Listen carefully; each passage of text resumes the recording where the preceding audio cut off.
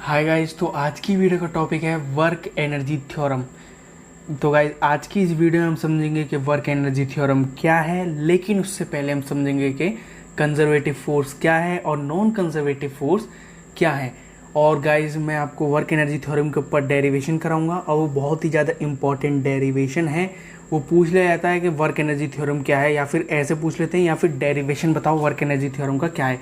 ये बीएससी में इंपॉर्टेंट है वर्क एनर्जी थ्योरम, बहुत ही ज़्यादा इंपॉर्टेंट है वर्क एनर्जी थ्योरम। आप करके जाएं। अगर आप में से कोई बच्चा, अगर ये दिल्ली यूनिवर्सिटी को कोई बच्चे वीडियो को देख रहा है तो भाई अगर आप मेरा सजेशन मानो तो आप इसको करके जाना, क्योंकि मैं भी दिल्ली यूनिवर्सिटी में हूँ, मैं भी करके गया था। और ये भाई 10 ईयर्स में ये दिया गया है। ये मेरे पिछले साल आया था ये क्वेश्चन कि वर्क एनर्जी थ्योरम को बताओ।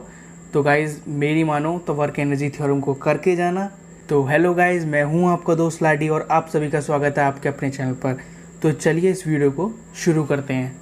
तो गाइज़ सबसे पहला टॉपिक है हमारा कंजर्वेटिव फोर्स। तो गाइज़ सबसे पहले हम समझेंगे कि कंजर्वेटिव फोर्स क्या है। तो conservative force, work done by conservative force in displacing A particle from one point two another depend only on the position of 2 point independent of the path followed. ये कह रहा है मतलब कि कंजर्वेटिव फोर्स क्या है, मतलब कि वो फोर्स, वो वर्क डन, जो वर्क डन हो रहा है, जो वर्क डन जो कर रहा है, मतलब कि work done by conservative force. जो कंजर्वेटिव फोर्स है, कंजर्वेटिव फोर्स के द्वारा वर्क डन जो किया जा रहा है डिस्प्लेस करने के लिए, मतलब कि खिसकाना।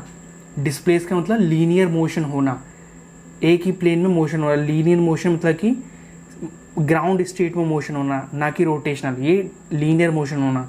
तो डिस्प्लेस करना किसी पार्टिकल को एक पॉइंट से दूसरे पॉइंट तक, कहाँ से, एक पॉइंट से दूसरे पॉइंट तक, वो डिपेंड करता है किसके ऊपर, it depend only on the position of 2 point independent.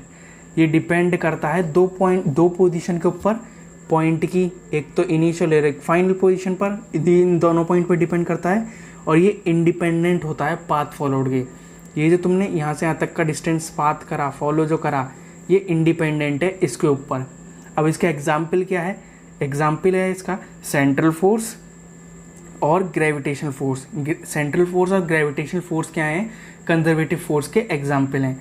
अगला है हमारा non conservative force. Non conservative force क्या है, work done by non conservative force in displacing A particle from one point to another not depend on the position of 2 point independent of the path followed। कुछ नहीं है ये independent, मतलब कि ये depend ही नहीं करता पाथ फॉलोड के ऊपर। इसको समझिए, नॉन कंजर्वेटिव फोर्स क्या कह रहा है, मतलब कि जो वर्क डन करा है नॉन कंजर्वेटिव फोर्स ने डिस्प्लेस करने के लिए पार्टिकल को एक पॉइंट से दूसरे पॉइंट तक, ये एक पॉइंट से दूसरे पॉइंट तक नॉट डिपेंड, ये डिपेंड ही नहीं करता पोजीशन पर दो पॉइंट्स की, और ये इंडिपेंडेंट होता है पाथ फॉलोड के। ये जो नॉन कंजर्वेटिव फोर्स है ये डिपेंड ही नहीं करता किसके ऊपर, पोजीशन के ऊपर 2 पॉइंट्स की।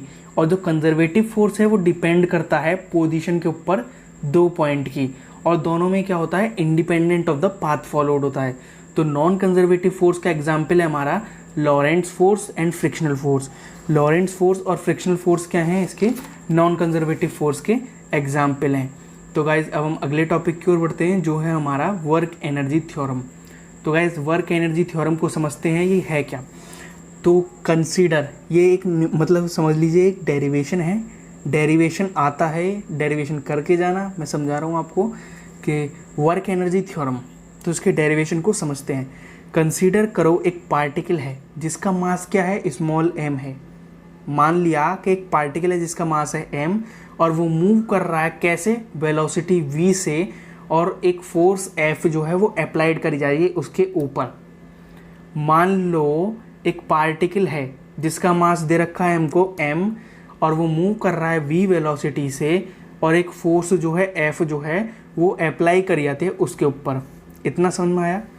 तो जो वर्क डन होगा, जो वर्क डन करा है पार्टिकल ने अगेंस्ट दी अप्लाइड फोर्स, जो वर्क डन करा है पार्टिकल ने अगेंस्ट दी अप्लाइड फोर्स, जो फोर्स जो अप्लाइड हो रही है उसके अगेंस्ट, अब भाई फोर्स जो अप्लाइड हो रही है उसके अगेंस्ट वर्क डन करोगे तो वर्क डन नेगेटिव आएगा, रिटार्डेड मोशन हो जाएगा। तो नेगेटिव वर्क डन आएगा तो नेगेटिव साइन से डिनोट करेंगे। तो W इजिकल टू माइनस के integral of F vector dot D R vector. अगर आप लोगों को वर्क डन का फॉर्मूला याद होगा था, ये फॉर्मूला होता है वर्क डन का W is equal to F dot D S. बस यहाँ पर क्या कर लिया हमने, ऊपर माना था कि V वेलोसिटी है, F फोर्स है और R क्या है, उसकी पोजीशन वेक्टर है। तो वहाँ पर W इजिकल टू माइनस के integral of F vector dot are vector कर लिया। तो गाइज अब हम यहाँ पे क्या करेंगे, न्यूटन का लॉ लगाएंगे। न्यूटन का लॉ हर कोई जानता है, F is equal to M A होता है। तो F is equal to M A vector होता है।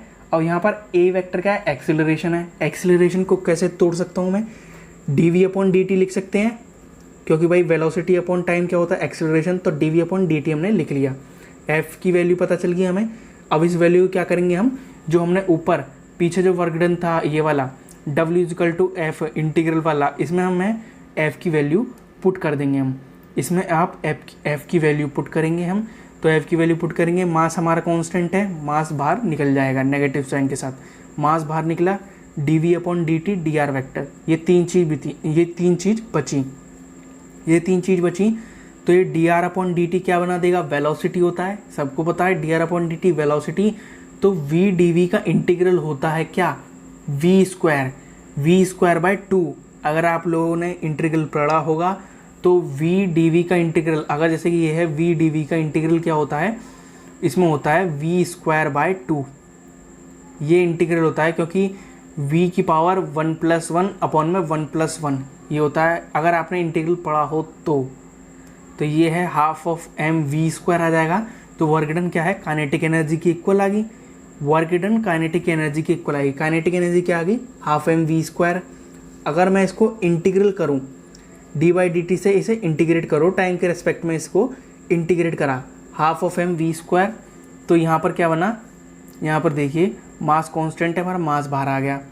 और ये इसका क्या हुआ, वी स्क्वायर का क्या हो जाएगा, 2v dv by D T. अब ये 2 से 2 कट जाएंगे, यहाँ पर बचा क्या हमारा, v dv by D T. तो mv dv by D T. अगर आपको mv पता हो, mass into velocity, mass into acceleration, ये dv upon D T acceleration बन गया, तो मास इंटू एक्सेलरेशन क्या बना देगा, फोर्स बना देगा।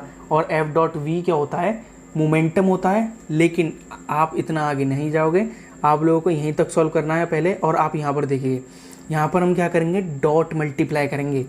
क्या करना है यहाँ पर, हमें डॉट मल्टीप्लाई करना है दोनों साइड। किससे, v से। v की हमें डॉट मल्टीप्लाई करनी है और इसको इंटीग्रेट करना है a से b। तो a से b इंटीग्रेट करेंगे और यहाँ पर डॉट मल्टीप्लाई करनी है v से, तो v dt। और ऐसे यहाँ पर इंटीग्रेट करेंगे, f डॉट v है, इसे इंटीग्रेट करेंगे v से। इंटीग्रेट करा, देन उसके बाद में हमारे पास ये, इसको अगर हम इंटीग्रेट करके सॉल्व करेंगे तो हमारे पास ये आएगा half of M V dot V. और ये इसकी लिमिट होएगी ए बी। और ऐसे ही F vector dot D R vector, इसकी लिमिट होएगी ए एंड बी। ये दोनों लिमिट हुई तो F vector dot D R vector क्या बना देगा, वर्क डन। ये बन गया हमारा वर्क डन। और ये बन जाएगा हमारा क्या, काइनेटिक एनर्जी का फॉर्मूला अगर आप लोगों को पता होगा, काइनेटिक एनर्जी है तो final kinetic energy minus initial kinetic energy आ जाएगी, या फिर kinetic energy of B minus kinetic energy of A equal to work done. या फिर इससे भी जानते हैं कि final kinetic energy minus initial kinetic energy equal to work done. तो गाइज ये थी वर्क एनर्जी थ्योरम, जिसमें क्या था, वर्क किसके इक्वल होता है, काइनेटिक एनर्जी के इक्वल होता है। किसके इक्वल होता है, काइनेटिक एनर्जी के इक्वल होता है, जो कि क्या है, final kinetic energy minus initial kinetic energy है। और ये था आपका वर्क एनर्जी थ्योरम। और गाइज़ अगर आपको ये वीडियो अच्छी लगी हो, अगर आपकी वीडियो हेल्पफुल हो आपके लिए, तो गाइज़ इस वीडियो को लाइक कर देना और ज़्यादा से ज़्यादा अपने दोस्तों के साथ इस वीडियो को शेयर करें। और अगर आपने अभी तक इस चैनल को सब्सक्राइब नहीं किया है तो गाइज़ चैनल को सब्सक्राइब कर लें। और मैं आगे ऐसे ही वीडियोज़ लाता रहूँगा। तो चलिए फिर मिलते हैं अगली वीडियो में।